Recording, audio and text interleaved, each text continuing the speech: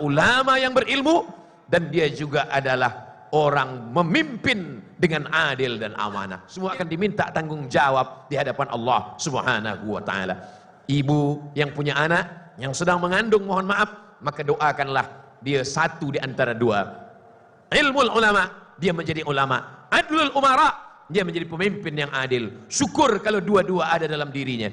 Dia adalah ulama yang berilmu, dan dia juga adalah orang memimpin dengan adil dan amanah. Yang ketiga ini, kata Imam Fakhruddin Ar-Razi, adalah ibadatul ubbad, ibadahnya para ahli ibadah. Ada orang-orang yang tidak viral, dia tidak pandai berbicara di depan manusia, tapi bila tengah malam malaikat memandang dari atas langit, rumah dialah yang paling terang kerana tahajudnya, kerana munajatnya di tengah malam.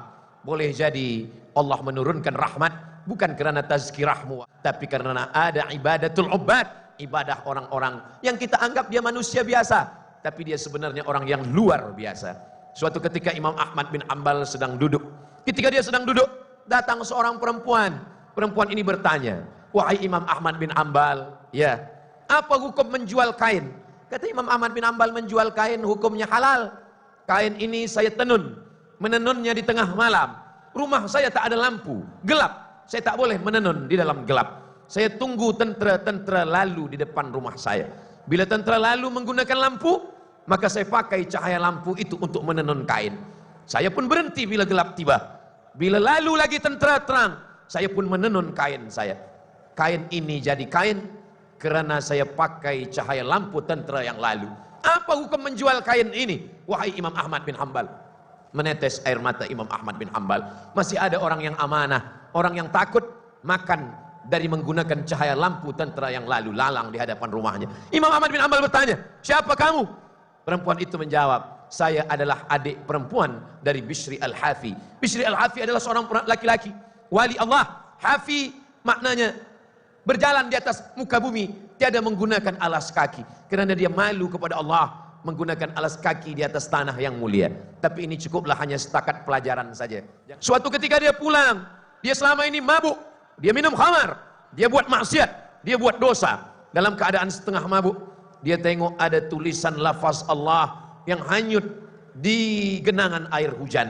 Lalu dia ambil tulisan lafaz Allah, dia tempelkan ke dinding bilik kamar dia. Lepas itu dia pun tidur. Dalam tidurnya dia mendengar suara, "Sebagaimana engkau memuliakan namaku, wahai Bishri Al-Hafi, maka aku pun akan memuliakan engkau." Itulah pintu dia taubat kepada Allah. Dia pun berhenti mabuk, dia tinggalkan khamar, dia tinggalkan maksiat, dia beribadah kepada Allah. Dia tidak masyhur karena ilmunya, tapi dia masyhur karena zuhudnya. Dari rumah Bishri Al-Hafi itulah lahir seorang adiknya perempuan yang juga takut makan haram. Ada orang yang bukan profesor doktor, dia manusia biasa, tapi tetes air matanya di tengah malam mendoakan Al-Faqir Abdul Somad. Boleh jadi, bak kata pepatah orang Melayu, kita sebenarnya sedang menumpang tuah. Ada tuah orang-orang baik, ada tuah orang-orang soleh, yang ketika di tengah malam dia berdoa kepada Allah, disitulah turun rahmat Allah Subhanahu wa ta'ala. Negeri kita akan tetap menjadi taman bunga yang cantik dan indah selama masih ada ibadatul ubbad. Ada orang-orang yang beribadah, ada yang beribadah melalui pintu surga itu dia masuk.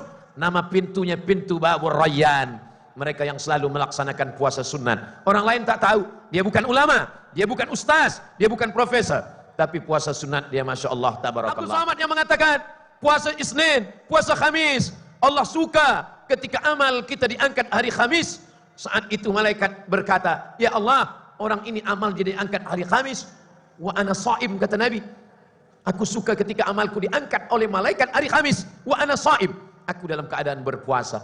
Disampaikan dengan suara yang keras, bersedekah. Ada orang yang masuk dari pintu surga melalui pintu babus sedekah. Oh, ini orang kaya, dia masuk surga dari babus sedekah. Ini adalah orang yang berilmu, dia masuk surga dari pintu mengajarkan ilmu. Tapi rupanya ada satu lagi, dia mungkin tidak beramal dengan sedekah, dia tidak mampu mengkhatamkan Quran karena dia bukan al-hafiz. Tapi rupanya dia adalah orang yang masuk dari pintu surga lalu ibadah. Nama ibadahnya Babul Kazimin Al-Ghaiz, sabar, menahan marah. Mampu dia menahan emosi. Dia bukan orang yang mudah untuk marah, tapi dia adalah orang yang mudah memaafkan orang lain. Islam tidak menghilangkan marah, Islam meletakkan marah pada tempatnya.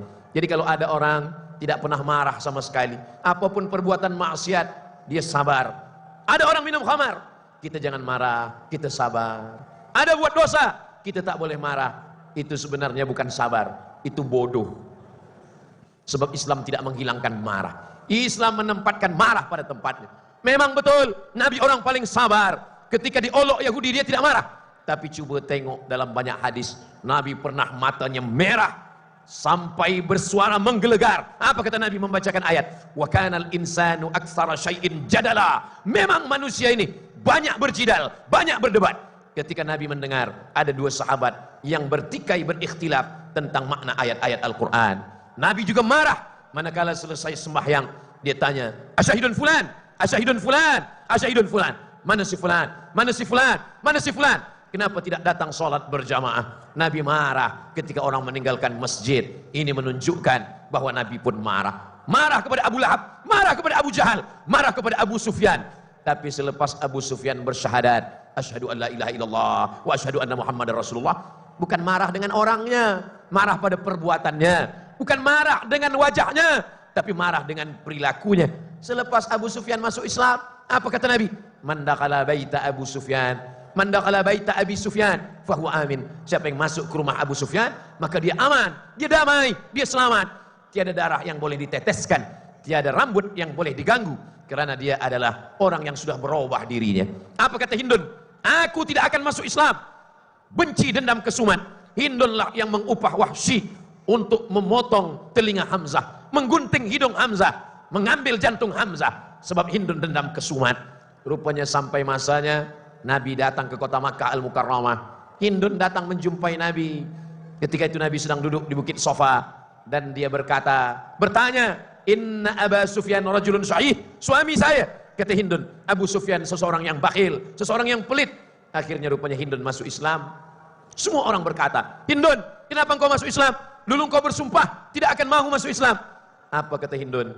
Aku tidak masuk Islam, tapi engkau sekarang Islam.